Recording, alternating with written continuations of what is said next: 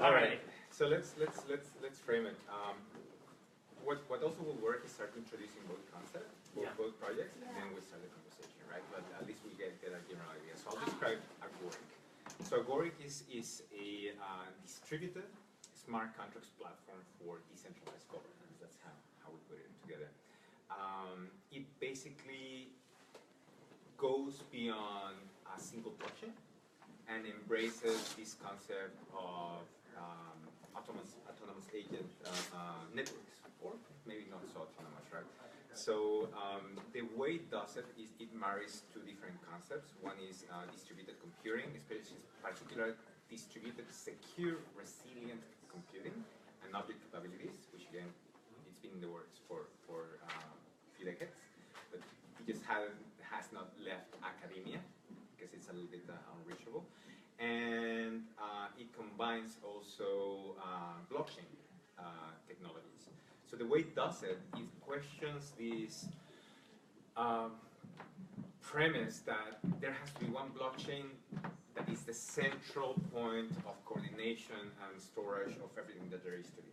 So instead of doing that, it creates a network of different agents and agencies and contracts that have their own blockchain. So that allows for private and public blockchains. When something is seen by multiple parties, when a blockchain is seen by multiple parties, it's seen as a contract. It's a shared contract. When something is private, it's seen as an agent. So, which has, at least from the perspective of all other, even the contracts themselves and agents, has its own autonomy. There's someone pulling the strings, whether it's an algorithm and or an operator, but basically there's opaqueness to it. There's a membrane around it that allows for privacy. So what this allows to create is network of agents, and this is particularly good to create decentralized markets, for instance, as an example. There's the irony right now is we're seeing, like, for instance, these amazing technologies in blockchain for cryptocurrencies, but yet why are you not running a decentralized exchange on Ethereum? Why are you not running a decentralized exchange on the blockchain stack? It's for two reasons. One, it's not fast enough, doesn't scale. And the second one, these applications need to keep secrets.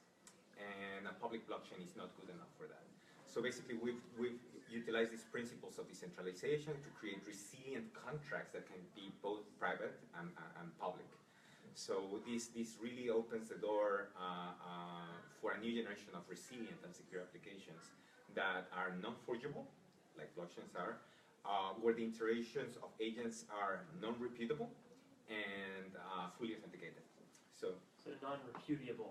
Repudiable, yeah. So yeah, it's trying to create, instead, like if we see Bitcoin like a calculator, then Ethereum is like this mainframe, multi-user framework. We're trying to start the PC revolution around decentralized technologies. So what is this good for? Because it's a general distributed computer platform, it's really, really granular. So we revolve about this concept of rights. When you have authenticated pieces of data between agents that they share, and these pieces of data define or function, define the capacity of an external agent to exert an influence on another agent that is very delimited by that business logic, we refer that as a right, when that's authenticated and non-repeatable. So those two qualities, the fact that it's very granular, it is authenticated, only the right party can exercise it, and it's non-repeatable or traceable, a form of traceability, then we have created this abstract concept of a right. Why it's important? Because blockchain, and many of the solutions right now in the blockchain space are still trapped in the financial token asset sort of space, because that's what Bitcoin used to do. So there's this inertia around all these different concepts. So we said, okay, these technologies are amazing, but we need to go lower level. Question even the concept itself of exclusive use control right, which is equals opposed to ownership, right? Ownership is nothing else, it's the right to exclusively control something. So by having these rights layers, you can definitely define ownership, but you can do like an infinite spectrum of different rights. So this is great for not only financial contracts that are fully resilient and verifiable and self-running, but it's also super useful for governance in general. You know, non-reputable, authenticatable, verifiable voting systems, for one. New different voting models or decision-making models we can't even think about right now because it's granular enough. And the power of following the object capability model, which is this right-centric secure distributed computing model, is that it maps, these concepts map one-to-one to just traditional object-oriented programming. So it's very, very easy to what's the word? It's very easy to reason about both security and rights using just concepts of modularity, encapsulation, which are familiar for most software developers. So it really lowers down the barrier to entry to reason about these problems, and what we're expecting to do, this is going to do, is really open the floodgates for decentralized application developers. If people want to create an Ethereum with this, they can, a Bitcoin with this, they can, but they will be, it makes it accessible to a wider spectrum of developers that they don't need to be like geniuses in order to develop these applications because they can use concepts they're already familiar with. This is important, this is as important as when, like, originally, like, people needed to code in assembler, right? And then there were only a few could do it. Same with cryptographic protocols, all this sort of stuff. And then someone invented, a woman, by the way, a programming language that made it more accessible. So the same way, like, we're adding a layer of abstraction around all these, like, cryptographic protocols and whatnot, so anything can be created by a bigger, much bigger audience. So this is the spiel of it. So. Okay, so I'm going to start asking some questions. Sure. Both Please to, do, because I need to unpack a little bit. Yes. Sure. And it's very dense. Yes. It assumes a lot of prior knowledge. And, yeah, and I'm coming from a place where what we've been building is actually really similar. Yeah. There's a ton of overlap. Yes. And so I've got some shared language and also some shared tools. Yes. So as I mentioned before we turned on the Facebook Live thing, like, I kind of want to sharpen swords Yes. against one another, Yes. right? Like, if we're like hitting like this, we're going to be dueling on it. But we're Yes. close enough that Yes. it's like, cool, Yes. let's refine the blade. So you talked about rights. Mm-hmm. And you also mentioned the object capabilities as a mechanism for that. Mm-hmm. I'm a philosopher Mm-hmm. who's got some experience with capabilities-based security. Mm-hmm. Mm-hmm. My familiarity and ability to make use of object capabilities is less strong. I believe that that's where we're going to be building our certain layers of what we're doing. But for object capabilities is basically, or capabilities-based security is, instead of, hey, here's the resource, right? Instead of that, I create a proxy, a forwarding proxy, and I give you the access to that forwarding proxy, which then gets you to the resource. For him, I create a new forwarding proxy, and I give him that new one, which gives him access to the resource, and so on and so forth. So every time I'm interacting with a new party, I don't give them the actual thing, I give them a forwarder. So each forwarder is unique. Each one's unique, which enables me later on to cut him off without cutting you off. As you should do. That's right, I need to keep him out. But what that does is, that ability to more granularly revoke permissions makes it easier for me to grant permissions in the first place, because it's not such a high-risk endeavor, right? So that's one part of what capabilities does. It actually enables you to design systems in different ways. Can you give example of like an existing system that by granting access to a resource? Craigslist, email forwarding. When you use Craigslist, you don't give out your email. They generate a proxy email that then forwards to you. And when you respond to that, it responds through that proxy email. So like Apple Pay, for example, where you don't, when you give when you pay with Apple Pay with a merchant, you give a token that's like a one-time use to like redeem the money that you authorize to give away, not your actual credit card number. And that's So you're constraining the risk that you're taking to just that one transaction, right? You're not even exposing the information where they could tap a much larger supply of money from your bank account. So it has a lot to do with privacy, but privacy is really another aspect of security, right? And agency, right? The Yes. ability for you to exercise Yeah. control over how vulnerable you're wanting to make yourself to another party. That is the Yes. key concept, right? And again, object capabilities always can be framed, and object capability systems is by reducing the ways in which we need to trust each other, and how we can interact in very granular limited ways. It increases or decreases the barriers to cooperation. Yeah. And this is true for programs too, in which a program doesn't necessarily have to be a malicious intent. It just needs to be erroneous, right? So if there's a bug in the system, it's a very, very simple security principles that, again, programmers are already familiar with. They just don't reason of it as rights and capabilities within one environment. But when you use these principles between mutually distrusted VMs, that means that a misbehaving piece of code will not affect another piece of code without or in any undesirable way. So it's always very, very limited, and what that does, it creates resilient programs. So yesterday, one of the sessions that I pulled together was on nature's design principles, right? And from the little I know about Agoric and the lot that I know about metacurrency, both of us are basically going, hey, this is how nature solves it. Yeah. Right? Nature does this whole, nature makes use of membranes and boundaries in part because it enables sort of specialization, right? Like this thing gets really good at this, and that thing gets, it also enables them to be decoupled, so if one part breaks, it doesn't break the entire thing. Yeah. These guys may be able to find some other method of gaining that resource even if these guys died out. Right? And so there's these ways in which it results in a more resilient system. And what nature basically solves for is resilience. Right? The only things you see in the natural world are things that happen to make it through all these different twists and turns of the environment changing around them. And so the patterns that you see in nature are patterns that optimize for adaptive capacity. Except for He cancer. has to join us. I wish I could articulate it that well. Yeah. So my question on rights. Cool, thank you. So my question on rights. What are the ways in which you foresee enforcement of a contract? Because you talk about smart contracts. Great questions. Yeah. So we understand Bitcoin, for instance, as a contract. It's a public contract. Ethereum is, again, a contract that runs other contracts, right? That allows for different contracts to run inside of it.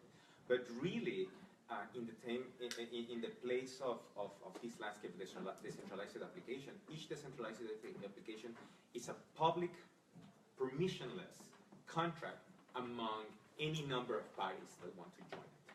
And being a party means having an interest, or rather a incentive to participate on the utility of the contract, whether it's a cryptocurrency or otherwise. It doesn't have to be, we question the necessity for a native token. Sometimes I think like utility is the only thing you need. If the utility is the token, of course you're going to participate for that. But anyway, and what makes it a contract is the fact that these agents interact with it in an authenticated way and non-reputable. So whatever happens in that contract is not only verifiable, but also every change can be accounted for.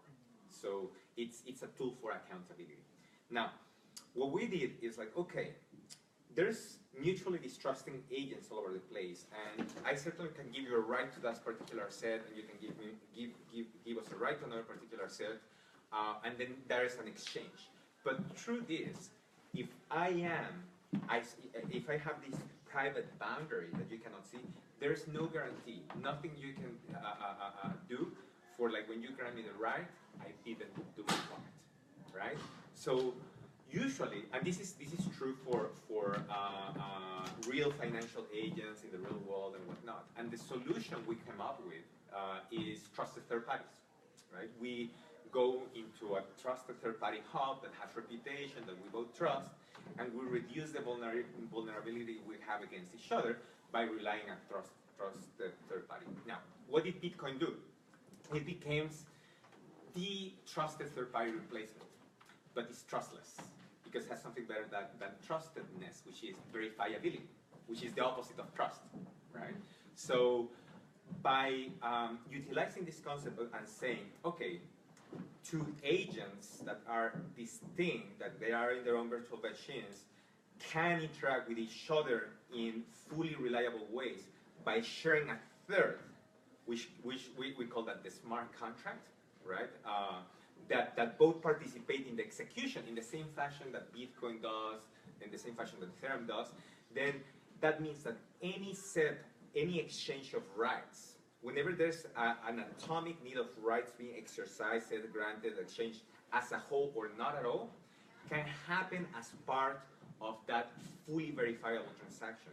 Once a transaction is committed and replicated, and both parties say, I arrive to this state, which can be hashed, exchange and sign, then both have a proof and receipt that both saw exactly the same transition of state in that shared virtual machine, and non-reputably be able to claim that the operation occurred as a whole.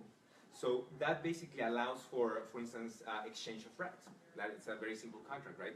So in this case, instead of needing a trusted third party like an escrow, which could walk away, especially among strangers, especially when you don't know who the trusted third party is in this virtual world of anonymity and privacy and pseudonymity.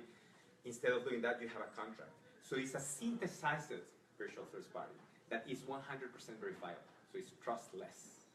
So that's the answer. Okay, cool. So I got more good questions. Yeah. Slash comments. Awesome. The way that we frame the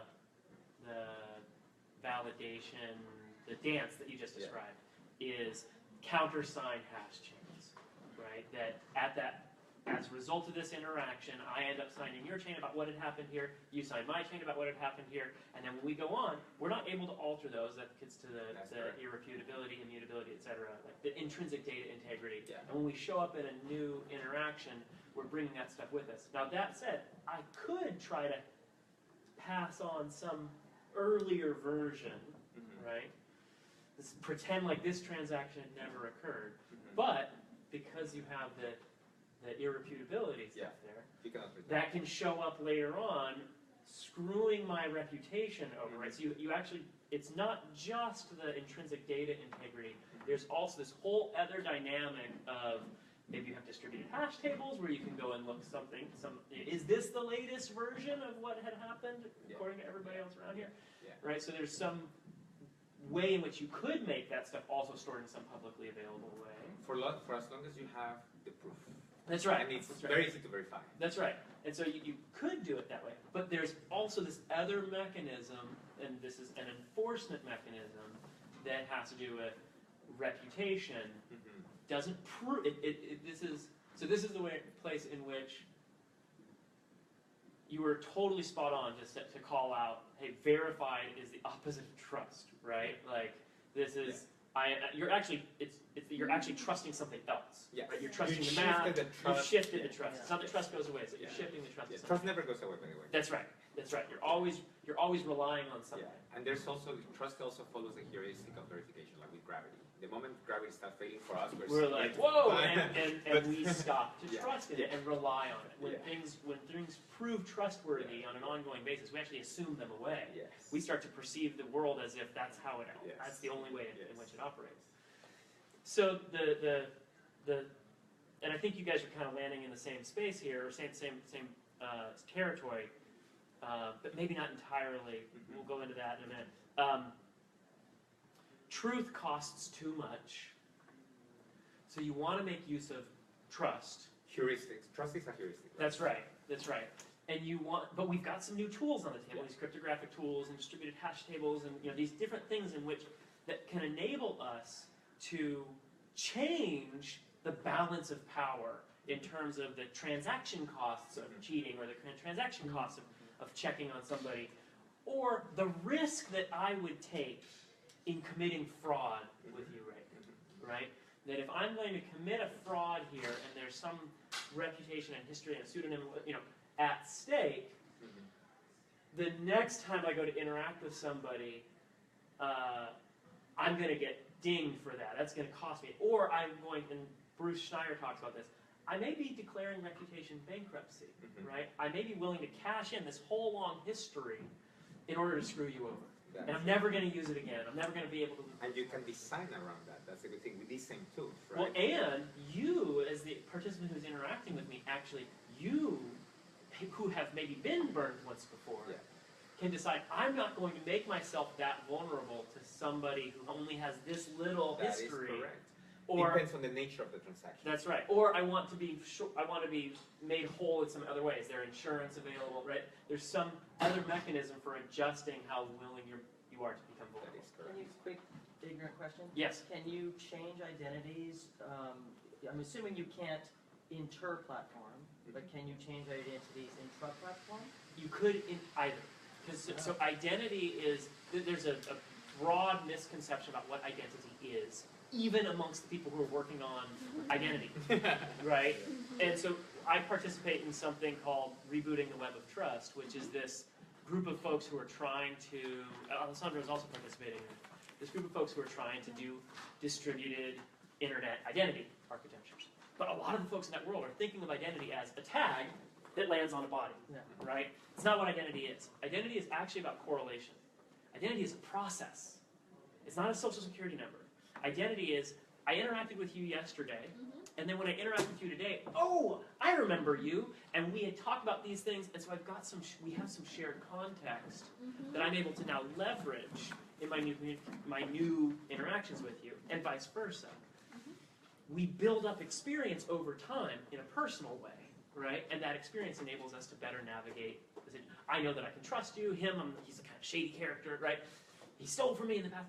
And so that enables us to better steer because we're able to make use of the information we've already gleaned from our own personal experience.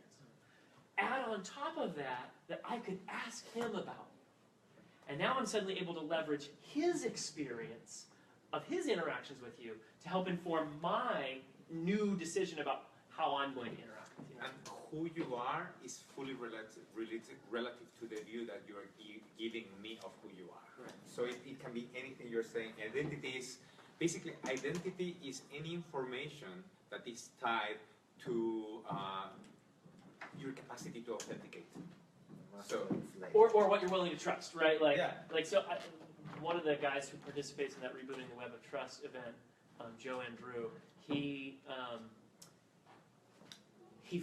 framed it up in a really wonderful, concise way, which is identity is in the eye of the beholder, yes.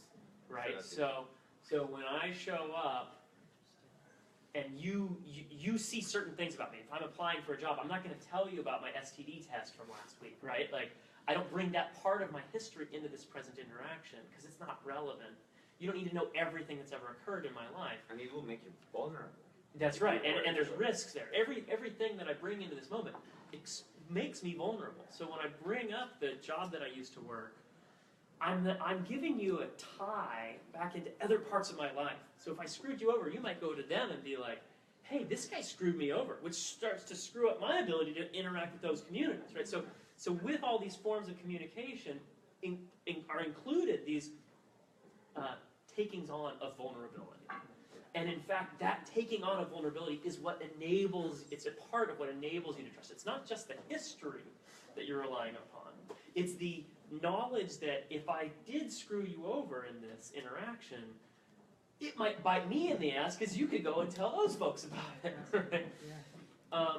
Okay, so the other thing that I want to say, I think we're using some similar architectures or similar forms, but we're using slightly different language. And I want to kind of expose that language. Right. And this is, for those at home, I'm on the metacurrency project, if you're on Facebook.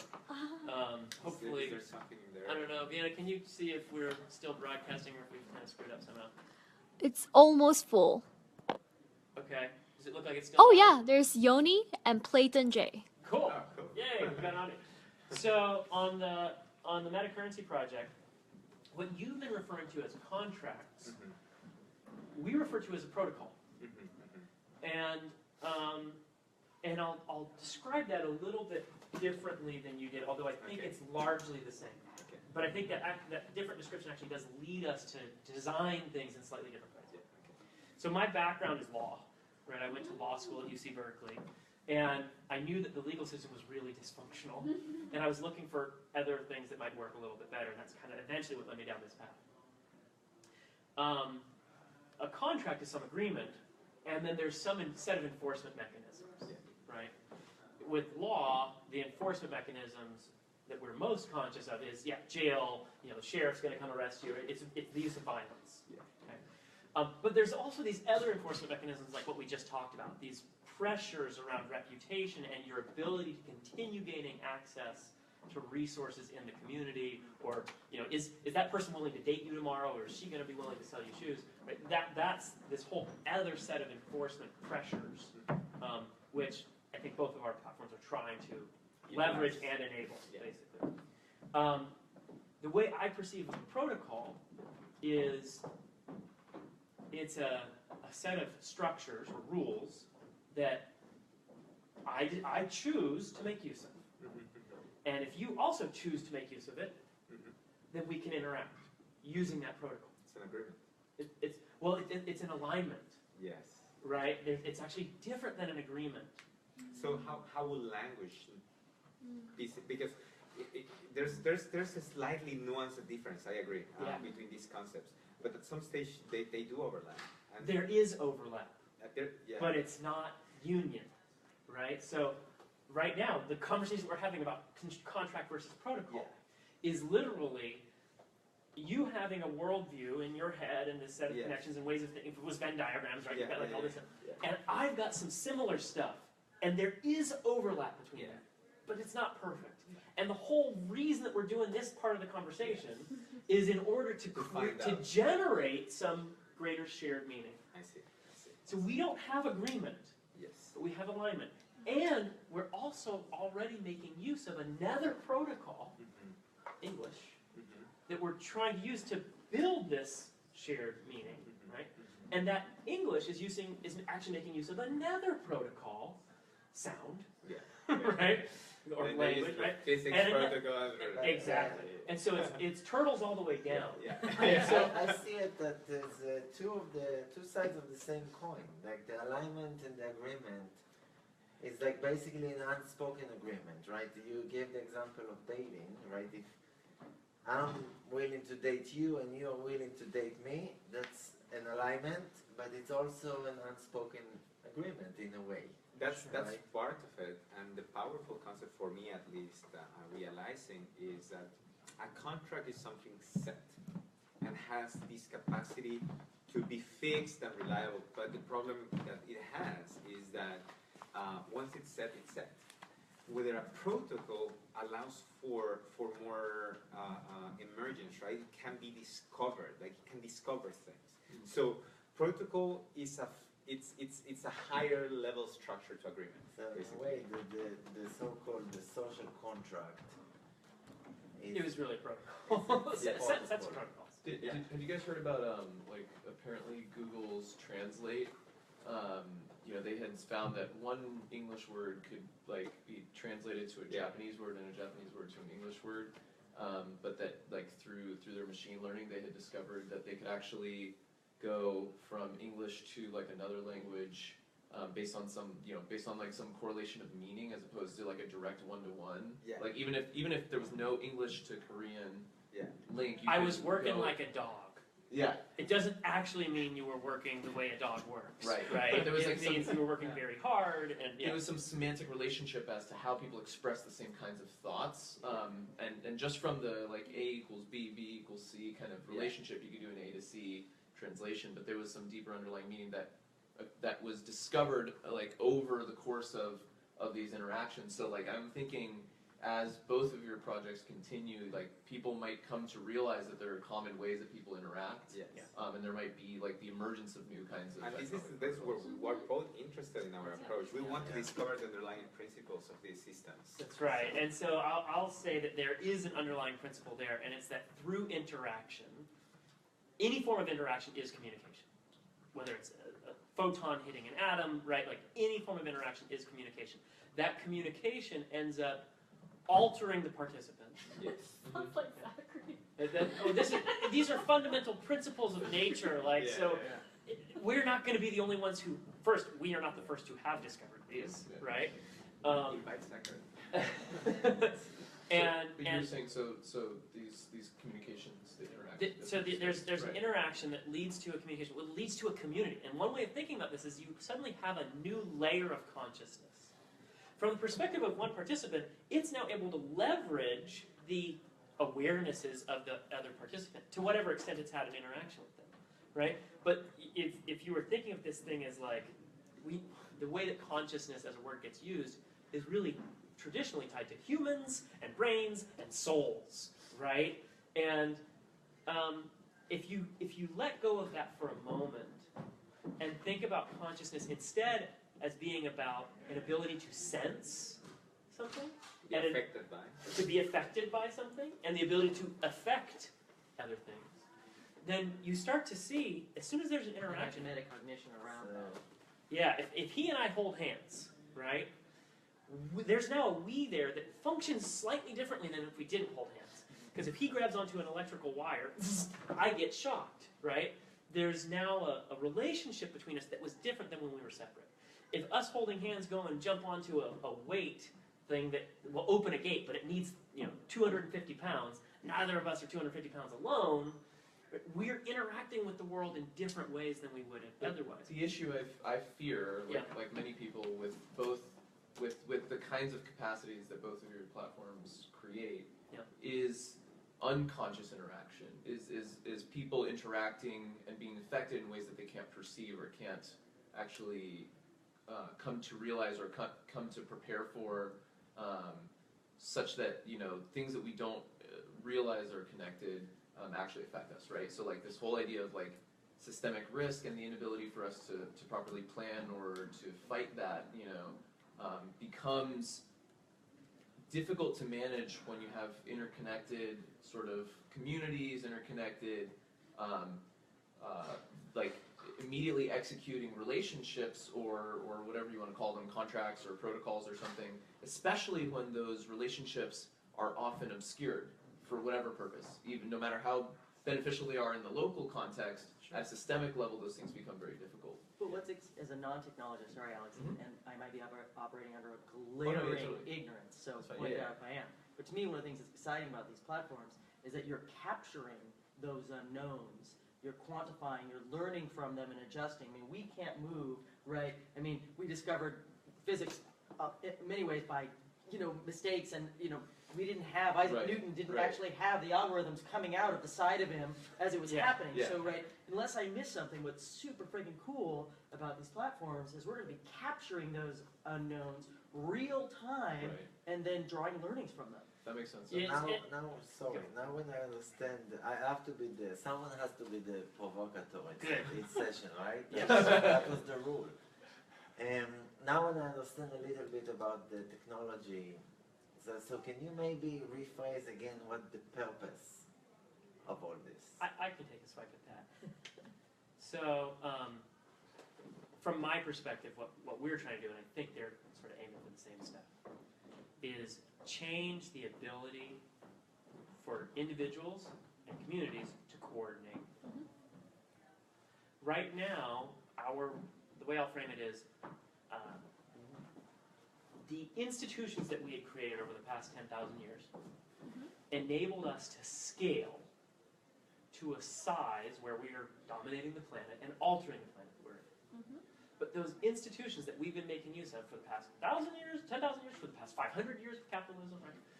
Those institutions are not up to the complexity of the task of operating at the scale at which we are today. They make use of hierarchies in order to be able to handle coordination. But those hierarchies end up losing only certain forms of portions of information get communicated really well. A lot of coordination right now is piped through something that upstairs here at IFTF, yesterday and today we've heard referred to, money.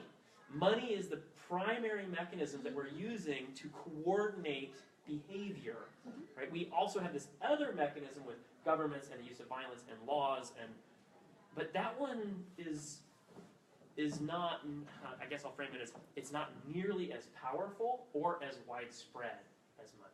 Yeah. Right? And there's a reason money is such a powerful tool, and it's not about letting go of it, but understanding its principles and re-engineering that. That's right. Money is engineered in particular ways. Right? Our current form of, I work on the metacurrency project. Why do we call it metacurrency? Because the idea is that currencies are not just money. That's a form of currency. But currencies are really about signaling.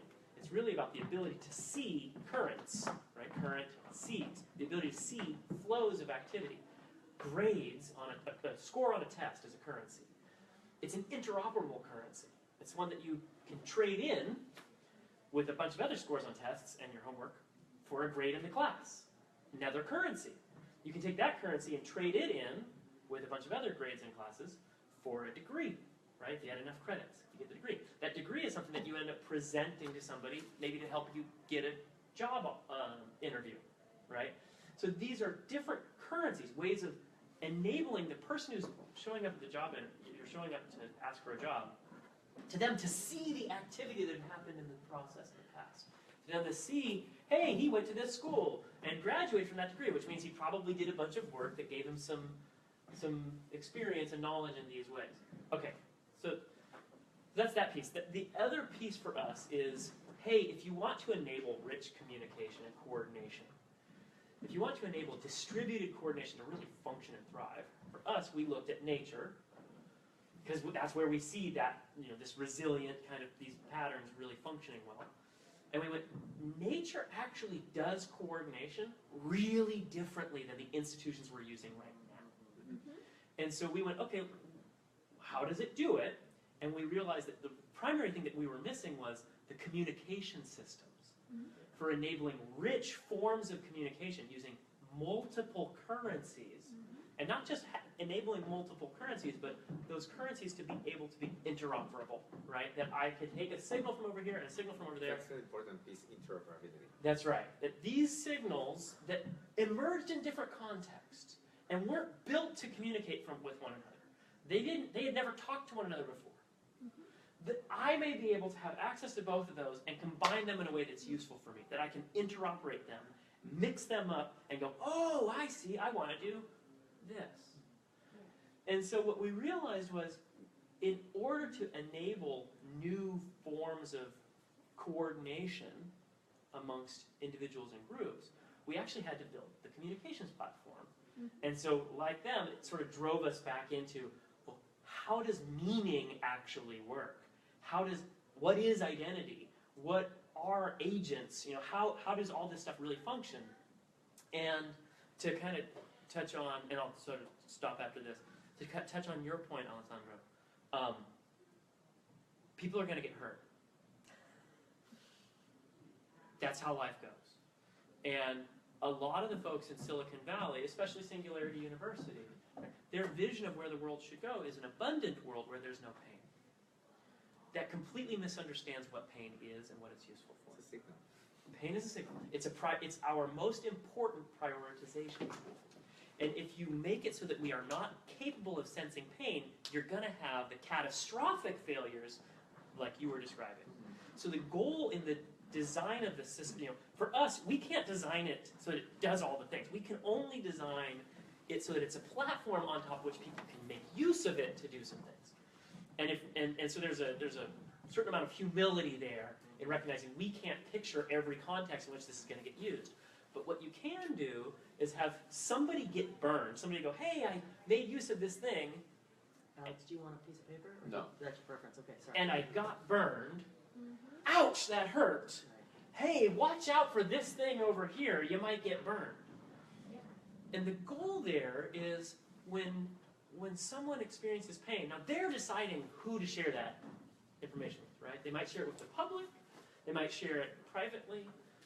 But the goal is that we are capable of leveraging the experiences of one another to kind of iterate our way towards more functional mechanisms for steering. And then the last point that I'll make there is, right now we're capable of sensing our immediate context somewhat well as humans, right? I know it's hot. Ooh, I'm not going to stay on that anymore because I was going to get burned, right? But we're not really good at being able to have pulled into our present awareness the long-term consequences or the large group consequences. And how long-term and how large group are relevant is not determined, right? We're going to iterate our way towards better management tools for being able to sense that stuff over time. But if I'm going to frame up the grand philosophical shift here, it's right now the difficulty of keeping track of all the things going on in the world so you can make an informed decision is too high. Because it's too high, we have an imbalance between money and price, and the ability for price to communicate across a complex supply chain, and other preferences to be communicated across a complex supply chain. So if the price of copper goes up, things that make use of copper go up. The services that are making use of those things that use copper go up. And at the end of the line, I'm sitting here with two price tags in front of me. This one costs $8, this one costs $15. They look the same. I'll go with the $8 one, right? Now, I don't know if it's $8 because they invented some more efficient process, or because they're using slaves, or they're not polluting rivers, or whatever. So we realize that capitalism creates this race to the bottom, right? Upton Sinclair, the jungle, all that stuff. It creates this race to the bottom because of the difference in how well price communicates across really complex supply chains, communities, and how poorly other signals do. The reason those other signals communicate poorly is because we don't agree about what's important. We don't agree whether slavery is more important than pollution was more, and it's really costly to try to keep track of it and communicate all that stuff. So at some level, part of the ambition here is, how do you enable these other signals to be capable of being communicated, despite the fact that we're not going to agree about the standard, so that the person who's sitting here can go, I want to make use of that one and that one and that one. I want to combine them in these ways, and okay, that helps me make use of be informed about the attributes that I care about from the sources I trust, filtered the way I want it filtered, presented the way I want it presented, so I can make a decision and move on with my life. Without mediation. Do you think so? There is mediation. Oh, really? But there's also Sorry. reputation pressure for helping you figure out who you want to rely upon, right? So there's this big push, like amongst economists, and like even what we've been hearing about internalizing externalities, right? And what the goal is, for I think that some people have in their minds, is to have better single currency price models of things that have gone wrong, right? Yeah. But the reality of the matter is not everyone prices those things the same way, and so those will never be reflected in a single price. So if you had multiple currencies, could you have a total cost that's constructed from the basic fiat cost plus some other currency that you recognize, and recognize that those things are more costly? And perhaps in your community, it would cost you more to purchase a product within that community because you have obligations for which that cost hurts you. That's So- correct. And I'll frame it with slightly different language, but I think you're totally on point. Because we recognized that we had a race to the bottom, we realized that capitalism needed to be checked, right? And that's why we started to create things like minimum wage laws, worker health and safety laws, right? So we started to use government-backed violent power to create floors below which it was like, hey, you can't go below this. We recognized that the system wasn't self-regulating because the signaling systems weren't working well enough for us to kind of steer to good outcomes. Yeah. So we instead made use of this other tool, government and laws, to try to set floors. Hey, we don't want it to get any worse than this. There's some issues with regulatory capture, all that kind of stuff. Okay, cool, right? So that's how we've tried to solve this. So what that means is, in order to come up with a decent outcome, we've removed the information processing burden from the individual because they weren't capable of handling it. And we've placed it on a nation state and an enforcement body for deciding, hey, what's the behavior that we like, that we want to demand of one another, and then for enforcing that. Okay. To your point, how does that shift when you're making use of systems like what we're trying to design? Well, the way it shifts is, if I'm able to rely on these information systems to get a decent idea of what's happening far away in a supply chain, when I'm trying to make a decision between this one or that one, I can say, oh, it's cheaper, but it uses slaves and it pollutes rivers. And this other one, it's more expensive, but it was organic and fair trade and blah, blah, blah. I'm also capable of looking in the other direction at what are the communities that I'm hoping to interact with? What are the communities that I do interact with? What do they expect of me? If I'm running a bakery and I buy slave flour, I might not care about slaves, but if my customers care about slaves, all of a sudden I care about slaves. Yeah. And so by putting that individual in a position where they're able to leverage information technology and the efforts of the communities around them to both sense what's going on over here and be sensitive to the preferences of the others that they're going to interact with, you shift the regulatory burden from the state to the individual because you reduce the transaction cost and thus the difficulty of that individual bearing that burden. So, as the individual in the year 2100, when this communication platform is like completely tested, I hope it doesn't take that long, because if it does, we're screwed. When the individual now goes to the Apple store, or maybe it's called the Orange store. The Orange store. And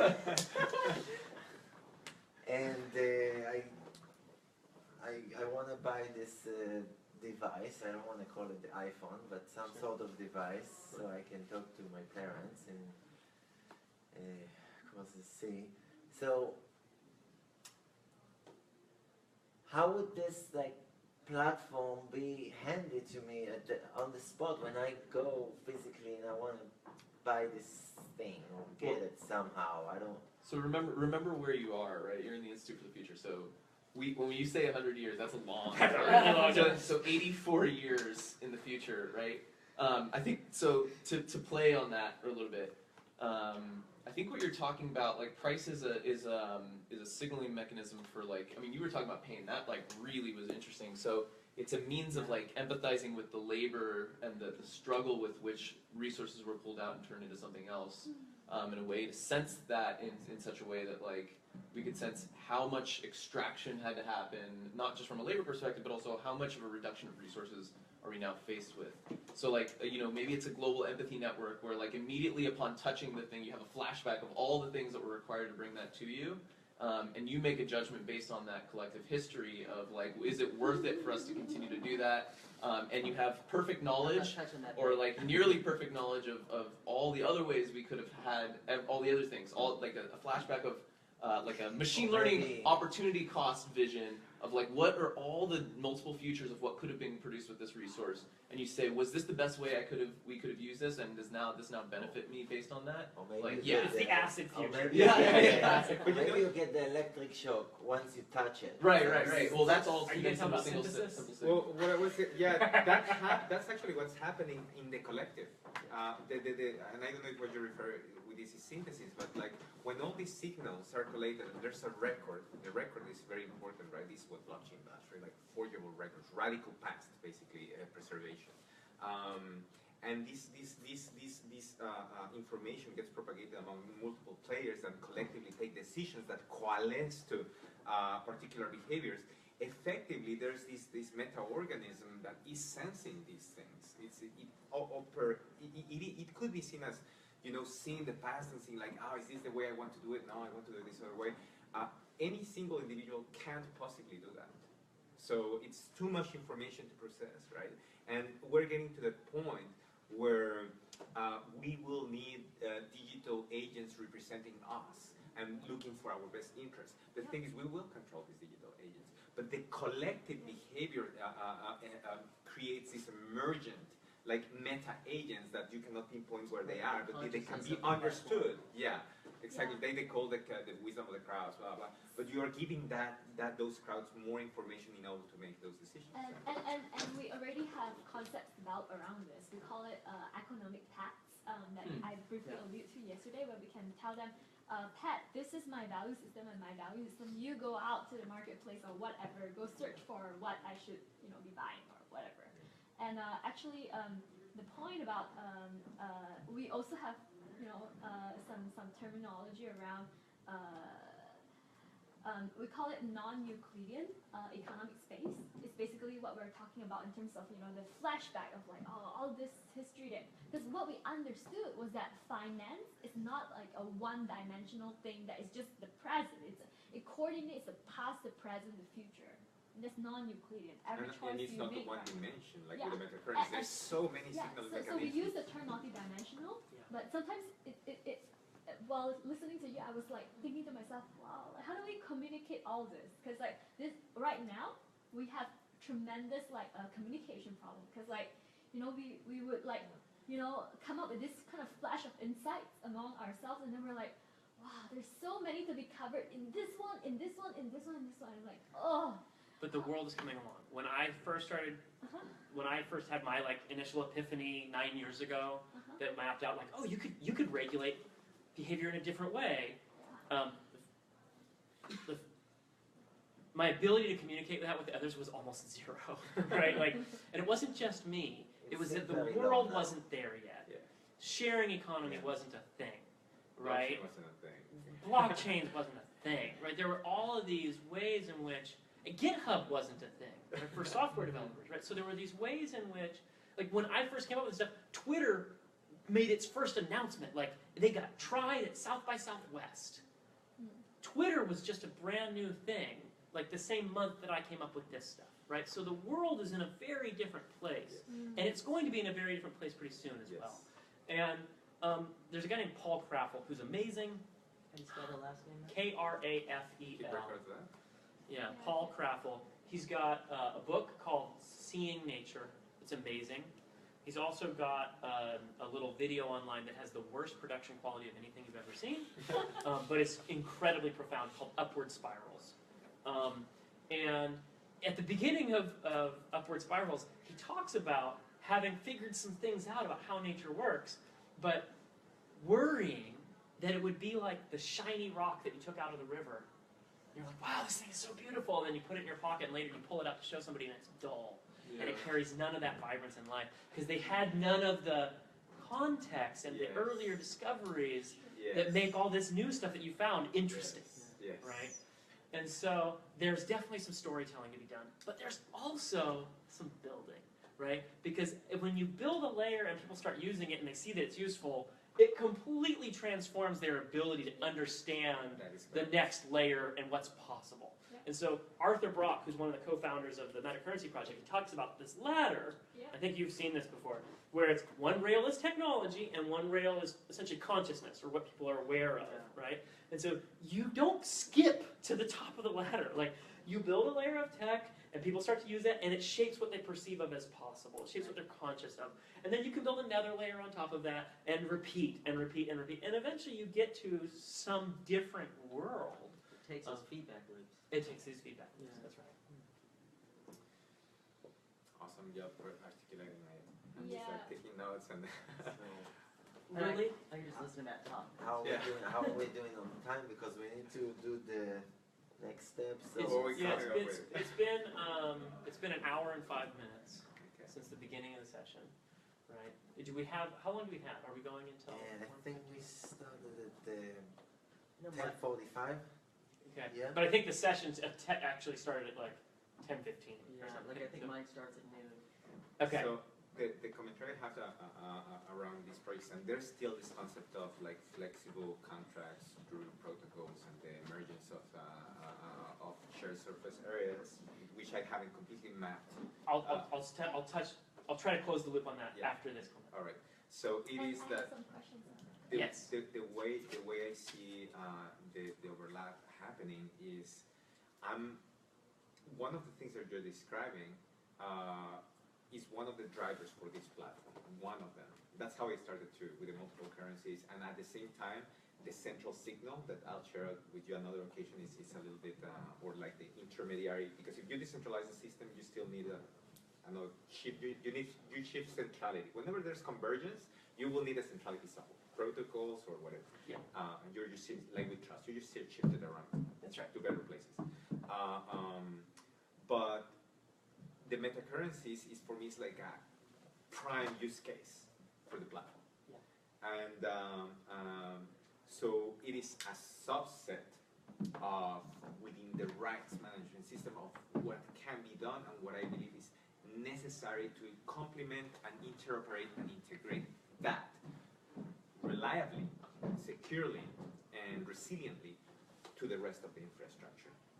And these are the parts that I would like to explore later on, like how we can do that, because this needs to interface, and we don't want to leave.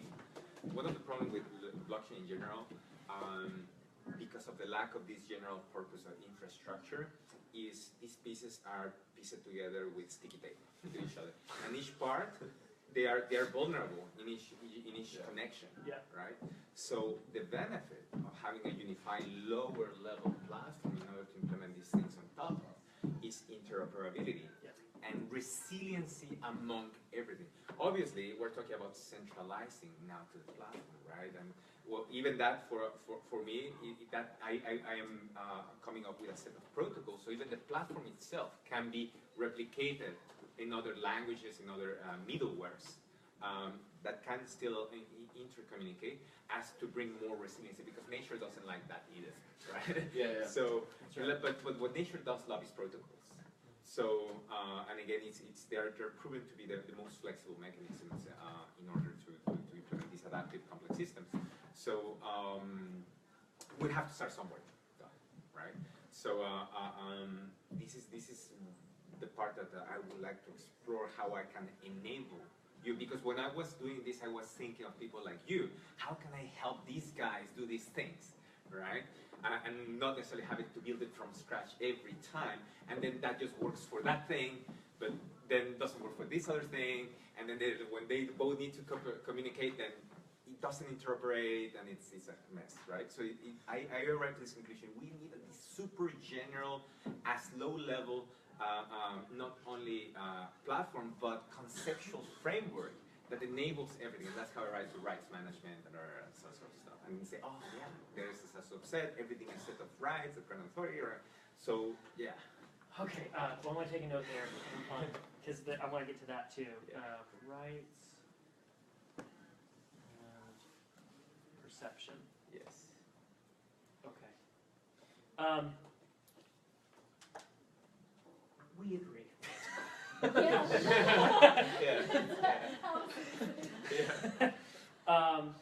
Arthur, so the two co-founders of the metacurrency project are Eric Harris Brown and Arthur Brock.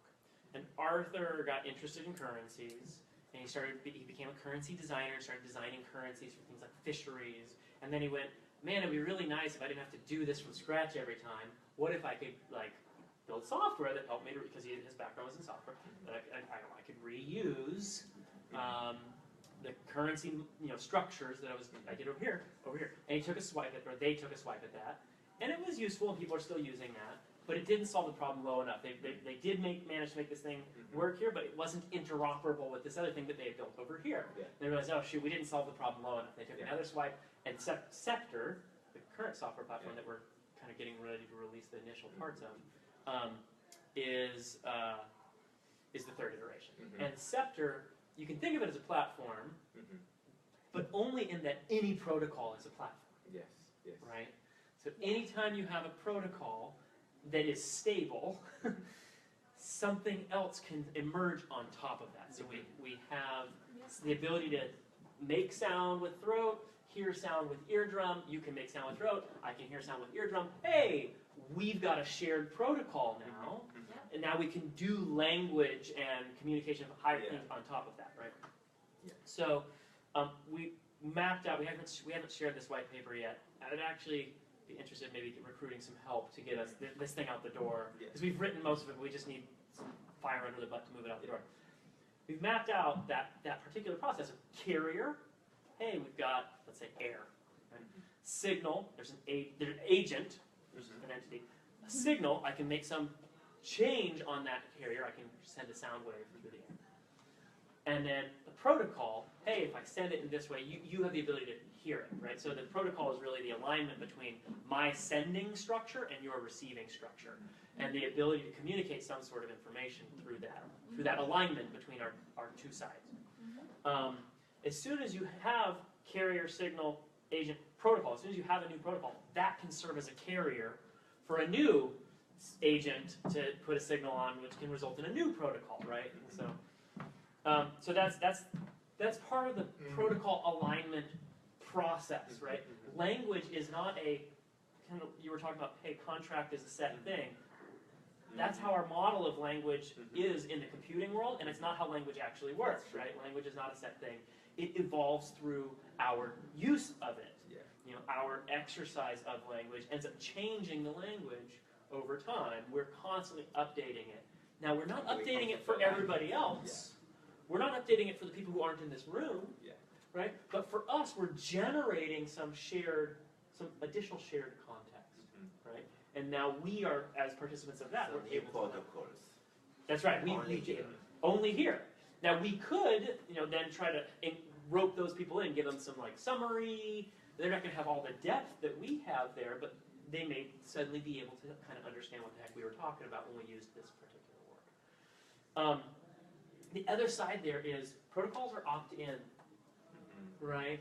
And so if I start making use of it, and you also start making use of it, cool, now we're able to communicate with one another. If you decide you don't want to use that protocol anymore because you've gotten burned by it in the past, right? This relying on this rule set didn't work out so well for you, cool. You're not going to be communicating with or interacting with folks that are using that protocol. We've also come up with something we call a sovereign accountable commons, which is kind of like our version of a distributed autonomous organization. But the idea, the kind of different thing about a sovereign accountable commons is if we're putting these different contributions in our interactions with one another, we're sort of nurturing the commons and growing some shared resource together. And for the moment, let's just assume this is all software, data, plays with computers well stuff, not necessarily land. That simplifies things a bit, right? So if it's data type stuff, which for these signaling systems is probably the primary and most important thing, right? If it's data type stuff, we're putting this stuff in, and you decide, I'm not liking this. I don't want to play anymore. When you leave, you take everything with you. And when we leave you, we're also taking everything with us. For the 20th century, a lot of 20th century politics was about individual versus group. Does the individual get what they want, or does the group dominate the individual?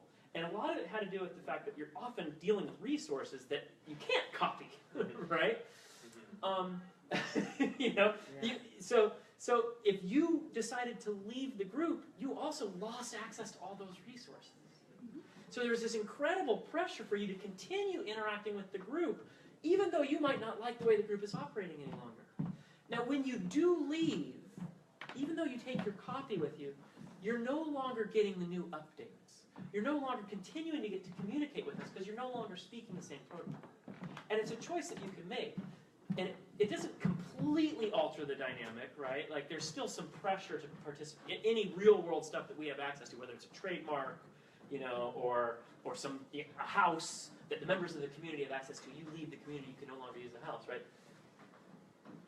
Those dynamics are still going to function to some extent the way they do today.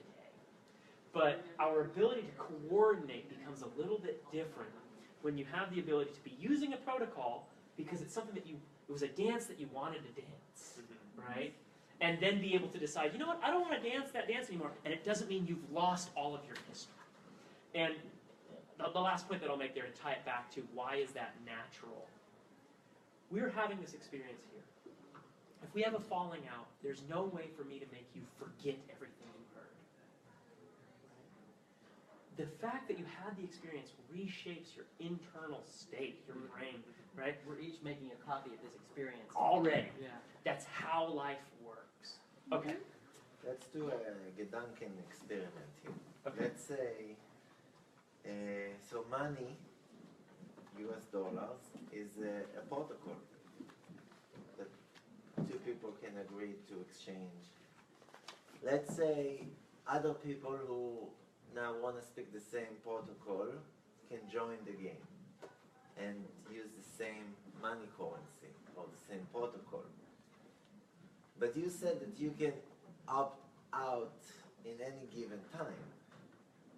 So how do you take this money with you, because now if you leave this protocol, this money is no longer applicable in other protocols, right? So I hear you. Let me frame it a little differently. Are you spending money with me right now? I'm not currently, but That's right. So you're not making use of that protocol at this moment. Right? It doesn't inhibit you from being able to make use of that protocol sometime down the line. And if that thing is interoperable with other things, right? Let's say you wanted to get out of the money system. You could burn your money and decide, oh, that's not a value. You could trade it in for land, right? So you could have made one last thing and then you're done. And I know people who've decided they want to opt out of the money system and they try to operate in the gift economy, right? And so that's a thing that you can do. It's not that it doesn't have repercussions, right? If you're speaking a protocol that nobody else speaks, it's kind of a lonely life, right? But it is a possibility. And our ability to use protocols doesn't mean that we're using them constantly. Right? We make use of them in particular moments, in particular interactions, for facilitating some communication, some exchange, some coming together. You know. And what I want to acknowledge in regards to what you said is you're implying, or what there is a cost to changing, to opting out. yeah. Yeah. That can be avoided. And it is you as an agent that chooses, that has this self-agency, that determines whether the cost is worth it or not. And Yeah, but which it costs leaves you the want to. individual again Yeah. back in this vicious cycle that now the individual is yet again dependent on the group that you were trying to Yes. avoid. But you're depending on. So there's Friedrich Hayek, who's often cited by Yeah, the right as. it's a German economist. Yeah, exactly. Right. So Friedrich Hayek actually had a really solid understanding of a lot of this stuff, although his worldview was deeply wedded to money as a tool or mechanism for enabling individuals to be in control of their own lives and make choices. Right? He didn't have cryptographic computer systems. That stuff wasn't on the table, and so he's writing in a context where money is the only tool you got. And because of that, he ended up advocating for all of the, we need to set floors, we might want, minimum wage, we might want universal health income, he's advocating for these other tools because he could see that money leads to a race to the bottom. At the same time, the stuff that he was advocating for was really about, I'll frame it using my words. Humans have two ways of exercising influence over one another: violence and discretion. With violence, you get whacked with a stick or put in jail. If I felt like you needed to get whacked with a stick, and I was willing to bear the cost of that, you get whacked with a stick. Even if everybody else here thinks you were great, right? You might be dead as a result. So violence is actually binary, right? It actually forces the community to come to a single sort of standard about what's right and a single set of priorities about what's important. Discretion operates a little differently. With discretion, I get to decide whether I want to interact with you or not. The enforcement action doesn't locate on you, it locates on me. And it also locates on Alex, and it locates on her, and any of the resources that we may have under our control. And so I may turn away from you while they're still turning towards you. And what ends up happening is you're making a decision at any point in time about which communities do you want to interact with, which resources do you want to make use of, what are your priorities? Because you're having to, Hayek's big point was, the problem with socialism is that it tries to condense all of these priorities that exist in the minds of all these different people into one single ledger, one single list of what's the most important things. That's interesting. Right? Yep. And it turns out that you can't do that. Like, there is no one single ledger. There is each of us sitting in different circumstances. Yep. Me who ate a burrito an hour ago and I'm not all that hungry, not willing to take your free burrito, and her who hasn't eaten in 3 days who's willing to pay $100 for a burrito, right? We have our different position makes us differently sensitive to the different signals and resources and people available to us. And so, yes, there is still pressure. We are not free of that pressure. But we do have freedom in deciding what the things are that we're willing to sacrifice in order to attain something else. what our low priority things are relative to our high priority things. And the difference is what enables sort of all that communication and generation of wealth. So what's interesting is, so part of my mandate for our lab is to consider, like, if these things work out, what are the things we're likely to then experience, for better or for worse? And so some of the things I'm thinking of are like digital divorce, like digital pariahs, you know, like people who've been cast out, DCO refugees, like all these things. Like, what are the new kind of like realities for people as they've been shunned from these, you know, they've been starved, like effective immediately, they've been starved from everything that they love and own and everything. But the point being, I don't think that's like can happen probably any more than it already exists. But I think a crucial counter to that is the availability of other options, right? So if you've been shunned from another opportunity, then like there is this new option. Just continuing to rant for whatever reason, then that also opens the possibility of new criminal networks, which can just as easily coordinate, right? Which are other parallel economies for which the rules are different, but they're equally able to collect and take action, right? So like that's something to consider as well, as if we've collectively decided upon one thing. It's a reflection of what we already face, but we're going to see kind of advanced versions of each of these, right? It's technology of our reality. And yeah, that's and I would love to hear your perspective too. That's why it's so important to make these technologies accessible, coming to the same and common, right? Not privately controlled or anything, so no one gets excluded, and it's your choice to opt in or opt out of that. And again, this is just, if you do opt in, it's because you see a benefit for you, and if you opt out, it's because it's not beneficial for you. And I think that's going to be completely valid, and it's going to happen, right? But you choose the degree by which you interface with that. and with whom? Yeah, and with yes. So that the word degree, like to the degree, is really useful for me now, having thought about these things. Is you were mentioning also the word binary, right? So we're viewing either you get it or you get out. Like you can leave, you know. But it's really, I'll date you, I'll sleep with you, I'll sell you shoes, right? There's different ways. Yeah, in which you make so there are going to be interact. gradients of belonging, gradients of economic access. Like rights aren't binary in this world. They may have digital representations that are binary, but those are going to be more like flows, right? Like you can access our services for this amount of time. If you prove to have 3 signatures from people, maybe we'll expand that access overall.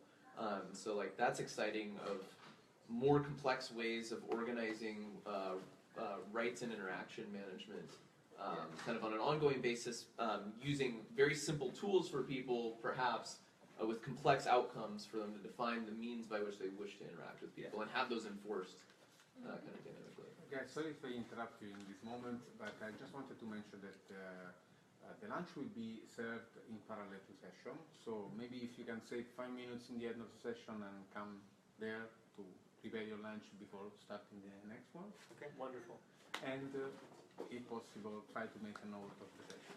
Sure. And we also did a Facebook Live. Ah, well, fantastic. You're famous now. You're famous! Hello! That was great. Hopefully it got some audio. So much commentaries around this, a little time, so I'll just let you continue. Well, I wanted to touch on one last point that kind of, it touched on something that you had said earlier, but I think it also touches on the censorship, kind of losing access concern. So Scepter, the thing that we're creating, the protocol for protocols, which is kind of like what you guys are trying to build, a distributed network of lightweight virtual machines with DHTs and syncing and so it's a protocol, and if you and I want to make use of it, we can, and we don't have to connect to anybody else ever. Right? One of the things that we thought was really critical here is that communication be unenclosable. That if 2 parties wanted to dance together, nobody else has to give them permission or be relied upon in order for them to dance together. So that lowest layer, right, needed to be available if they wanted to use it. Right? If they want to make use of Scepter, then cool, they can start doing things on top of that. You're right in that Scepter ends up being the same everywhere kind of thing. That said, we're trying to build in version control so that you can have you running a form of Scepter, they're running a different one, and hey, you're able to communicate with one another later on because somebody's built a bridge between even those 2 islands. that capability enables us to form community and start sharing information and resources and stuff, even though we're not talking to anybody else. Once we do start talking to those others, they may end up needing something. Their first interactions with us may be tentative, and they may not make themselves all that vulnerable. Because in their world, we don't have much reputation. It's like a stranger showing up in your village who nobody knows, right? And so there are all these dynamics about how communities actually regulate themselves. When they're small villages, turns out all we're really doing is trying to enable those same structures, which include dynamic, rich currencies, gossip, right? All of that stuff works. It's the same stuff working at a different scale. Like that's, Observation. yeah. Trying to maintain the system. Yeah. So, yeah, and I think for me, that at the end of the day, is it perfect? No. Will there be pain? Yeah. The idea is a lot of the pain gets felt in terms of, we feel a pain, and the thing that dies is a particular rule set. Yeah. Right? And it gets iterated on. So the organisms that are being iterated on in this ecosystem are code, are rule sets or protocols. And those protocols, those codes could be, how are we going to structure this meeting? Well, the first 5 minutes is going to be intros, and the second, that's a protocol, right? It's not just software, right? Those types of mechanisms for structuring our interaction with one another, those are protocols as well. So I want to, sorry, Go. please. totally non-technical, but just really want to praise some, I think, fantastic learnings coming out of this. And one of the ones that you're thinking about, Matt, is what you said about the importance of pain in the system, but in life. And I don't want to derail this. I just want to put this out there because I think it's so useful. We might argue that one of the reasons Trump happened is some of us were insulated from pains, right? And so we're no longer connected to what you were talking about backward and forward-looking insights, right? Because we were disconnected from a certain kind of pain. Fantastically useful, I think. This is another. So the problem is, God, what did you described? You described like, I don't know, like, anyway. So when I was working on that rebooting web of trust thing, the word that comes up for me often now is filter. So like rather than you could do, you said like validate or something like that. The way I think about it is filtering, right? Like it's known that you have these filters that only allow certain kinds of things that are likely to maximize your clicking ad revenue, right? Which are likely things you agree with. But we're going to have different kinds of economic filters, whatever things that isolate us from the realities of others, the cost structures of others, and there will be a rise of many different forms of accounting, many different forms of pain recognition and signaling. And desire recognition. Right. But the fear I have is, how will we prevent others from seeing those possibilities? Or like, how will we coerce people into one form or another of these value systems and sort of shun them with a non-belonging if they adopt a new version,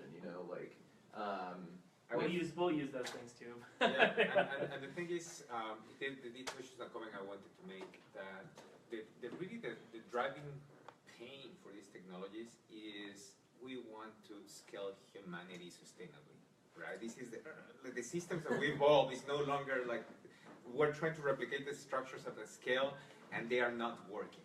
So we're trying to find these new ways. Fortunately, the solution also is in the scale, which provides a lot of optionality. Different diversity communities, people to choose where they want to belong, where they want to interact, what frameworks of rules or protocols they want to be in. So it's almost like we're creating a humanity ecosystem, right? With the same diversity we find in nature. We don't have to be just ruled by the baggage we have of the tribal thinking with the leader and the way the community custom. Really, all these structures we see right now are echoes of our early ways of organizing. They are replicating those structures. So we're at a point where we're about to transition into that. So that optionality comes as a benefit of a scale too, of numbers. The other thought that I really want to put out there that for me is driving emotionally towards doing this is fundamental tool of transformation. Why? Because by allowing people to shift trust to systems, to shift trust to protocols, And to the others that they're wanting to rely on. yeah, and being able to have the choice, they allows them to be more vulnerable.